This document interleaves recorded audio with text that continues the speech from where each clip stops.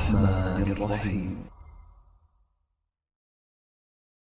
بسم الله الرحمن الرحيم. السلام عليكم ورحمة الله وبركاته. الحمد لله رب العالمين. اللهم صل على سيدنا محمد وعلى آل سيدنا محمد وسلم تسليما كثيرا. سبحانك لا علم لنا إلا ما علمتنا إنك أنت العليم الحكيم. Para habaib yang saya cintai, para alim ulama, para kiai yang saya banggakan, yang saya muliakan, guru kita bersama yang sudah memberikan banyak ilmu buat kita semua. Memang luar biasa beratnya dan susahnya untuk menjaga lisan. Kita lebih merasa enak berbicara daripada memilih diam. Kita lebih menghabiskan waktu ngobrol daripada diisi dengan zikir. Bahaya lidah, dia bukan hanya menjadi pintu hati, bahkan bisa menjadi sebab terisi hati-hati dengan titik hitam. Titik hitam demi titik hitam demi titik hitam sampai hatinya menjadi hitam. Tidak, la yunkiru munkaran wa la ya'rifu ma'rufan. Tidak akan mengetahui ma'ruf dan tidak membedakan antara ma'ruf dan munkar. Sangat bahaya lidah kita. Makanya Rasulullah sallallahu alaihi wasallam menggambarkan di hadis yang sahih, "Man kana yu'minu billahi wal yawmil akhir falyaqul khairan aw liyasmut." Ada dua pilihan. Kalau anda beriman kepada Allah dan hari akhirat, berkatalah yang baik atau diam. Berarti menurut saya, apalagi di masa sekarang, jauh lebih baik memilih diam daripada berbicara. Idza kana al-kalamu min fiddah fassukutu min dhahab. Kalau berbicara itu dinilai seperti nilai perak, tapi jauh lebih mahal berdiam karena nilainya seperti emas. Karena sangat membahayakan, bukan bisa menyakiti perasaan orang lain, bukan bisa membahayakan hati kita, bahkan bisa membawa kita masuk neraka.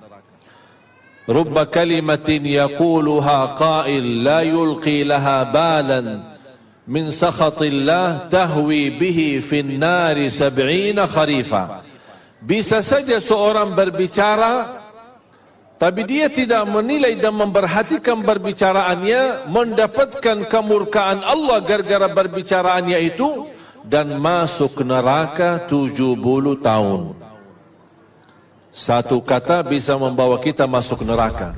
Bagaimana kalau kita dari pagi sampai malam suka menjelekkan orang, menghina orang, gosip orang, fitnah orang, apalagi orang yang dibicarakan itu adalah ulama.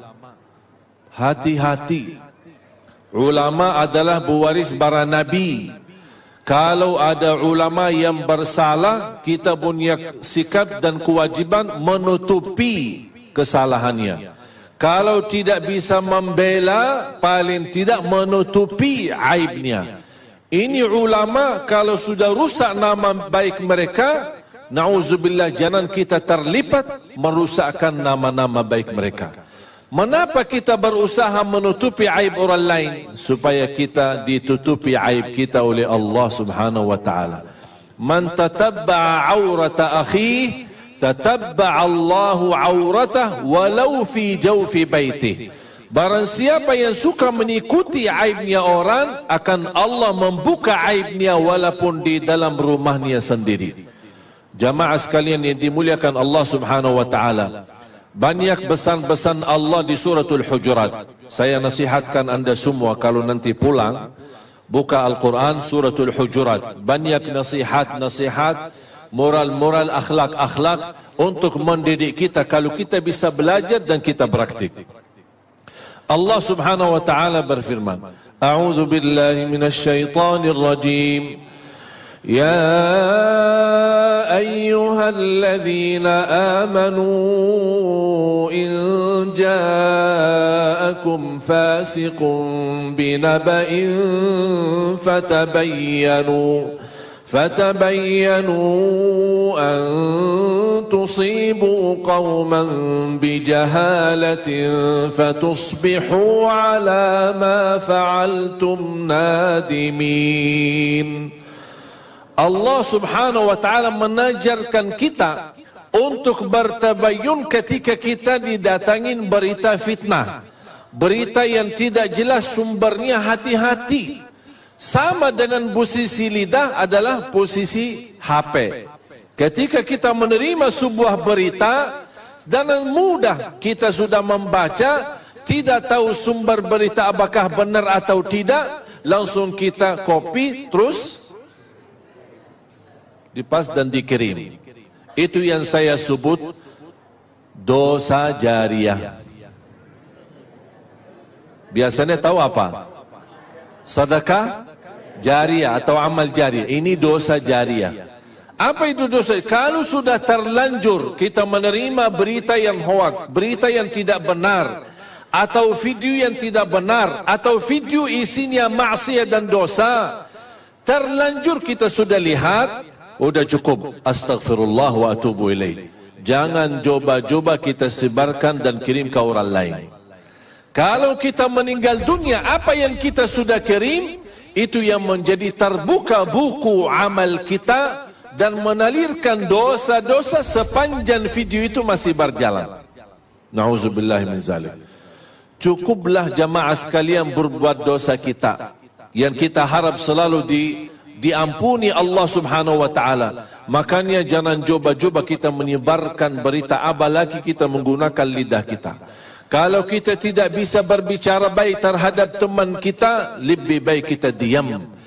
Allah subhanahu wa ta'ala mengizinkan kita berbicara dalam keburukan ketika ada orang yang menzalimi kita. Contoh, kalau ada orang menzalimi kita dan persoalan kita sudah masuk sebagai kasus sampai ke mahkamah, di sidang, dipanggil, pasti ditanya dengan kasusnya terhadap si orang yang menzalimi, ambil harta kita, ambil hak kita, atau menzalimi kita. Pasti ditanya oleh hakim, bagaimana posisinya? Apakah saya boleh enggak bicara keburukan orang tersebut? Karena dia di dalam posisi menzalimi saya. Atau saya diam ketika ditanya oleh hakim, oh maaf pak, saya enggak berani ngomong karena saya takut dosa.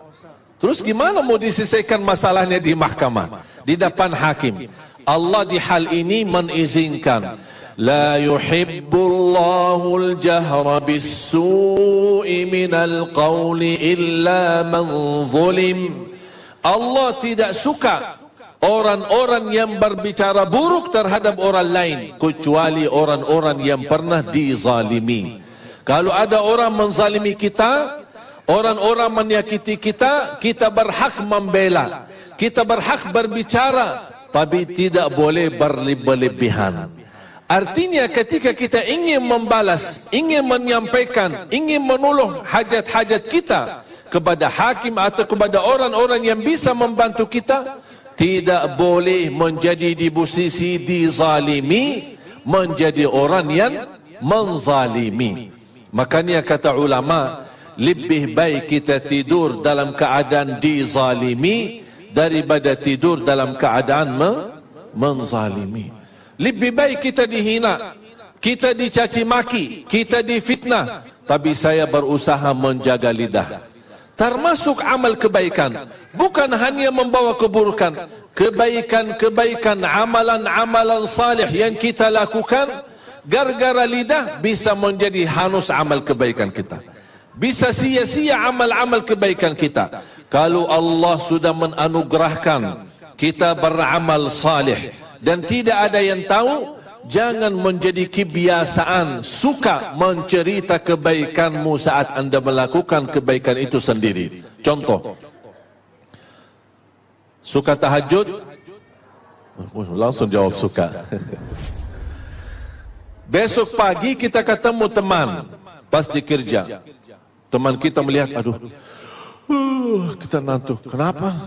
Saya tadi malam capek, sepanjang malam salat malam.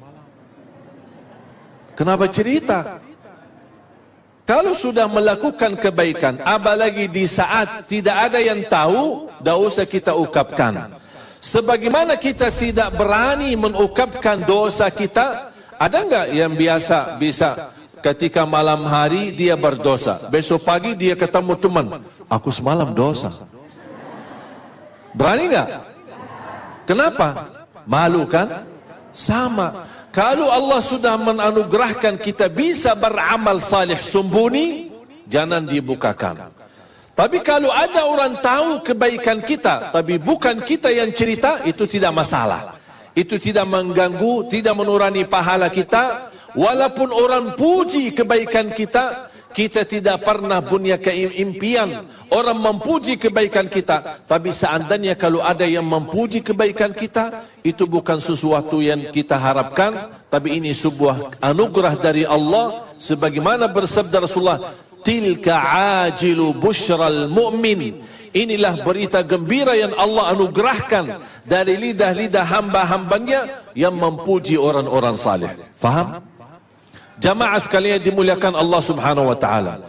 Allah melarang kita untuk berbicara sebelum kita memfikirkan.